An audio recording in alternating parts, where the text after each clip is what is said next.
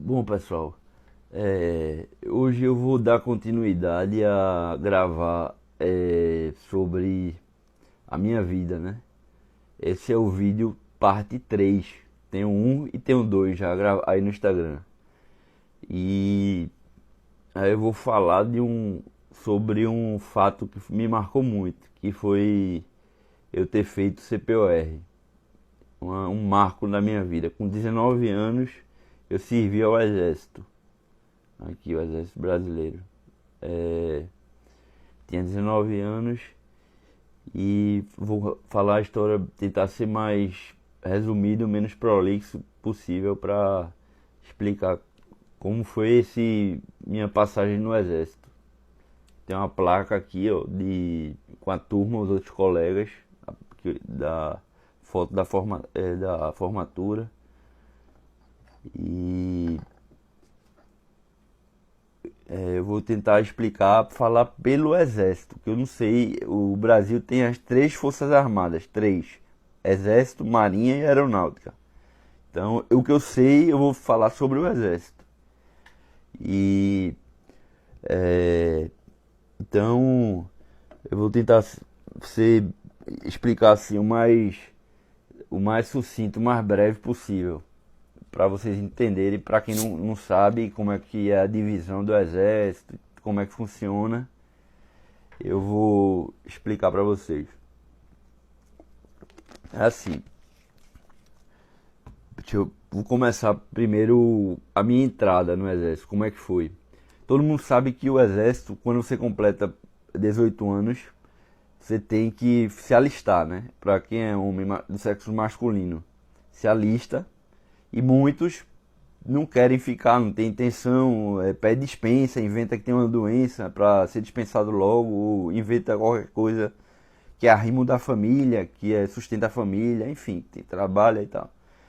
Por exemplo, porque disso aí eu falo mais pra frente depois aqui. Eu tava pensando em dizer.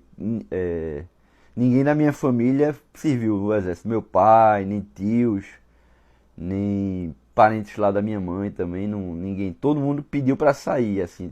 Pediu dispensa e tal. Eu não. Eu quis fazer CPOR. Eu quis servir ao exército. E servi por um ano, 11 meses. Então, eu vou dizer minha história. Quando eu servi, começa assim, basicamente. Eu me alistei com 18 anos e aí fiz o processo todo de alistamento, tal. E não consegui, fiquei no excesso de contingência, que é quando tem muita gente querendo e não tem vaga para todo mundo ficar. Aí, eu me alistei com 18 anos, aí fiquei no excesso de contingência. Mas antes é bom dizer da onde surgiu minha vontade de querer servir ao exército. Porque não foi meu pai, não foi ninguém que disse: é bom, faça CPOR, sirva no exército, é bom pra você. Não foi nem meu pai, nem minha mãe, nem um parente meu, assim, que me aconselhou para fazer CPOR, por exemplo, para servir ao exército. E foi assim, eu tinha uns 15 anos, mais ou menos, 15, 16 anos, e aí eu tava com meu pai, meu tio, e um tio meu já falecido, que era primo de terceiro, quarto grau, mas por ser da idade do meu pai, a gente chamava de tio, né? Por ser mais da idade do meu pai, mas ele era primo de fato do meu pai, já é falecido ele. Aí eu tava num bar, numa mesa de bar, eles estavam conversando, né, e tal. E aí ele disse, eu me lembro bem que ele disse no assunto, na hora da conversa, uma das coisas que eu mais me arrependo era de não ter feito CPOR. Aí eu não sabia o que era CPOR e tal, que era do exército e tal. Eu fui atrás na internet, saber o que era, né? Então, foi basicamente isso. Ele já é falecido, esse tio meu de consideração, que é primo, na verdade, terceiro, quarto grau. Ele tinha falado isso, que se arrependia de não ter servido ao exército. Não ter feito CPOR. Aí depois eu explico o que é CPOR melhor. Mas enfim, aí surgiu minha vontade se ele disse, eu pensei, né, com a cabeça de 15 anos, 16 por aí. Se ele disse que se arrepende de não ter feito, é porque o negócio deve ser bom. Aí eu fui atrás na internet E de fato gostei. Era civil ao exército, vi tudinho como era e tal. Então eu me alistei e quis fazer o CPOR. Porque o CPOR é o seguinte: é um centro de preparação de oficiais da reserva do Recife, entendeu? Tem CPOR em outras capitais também.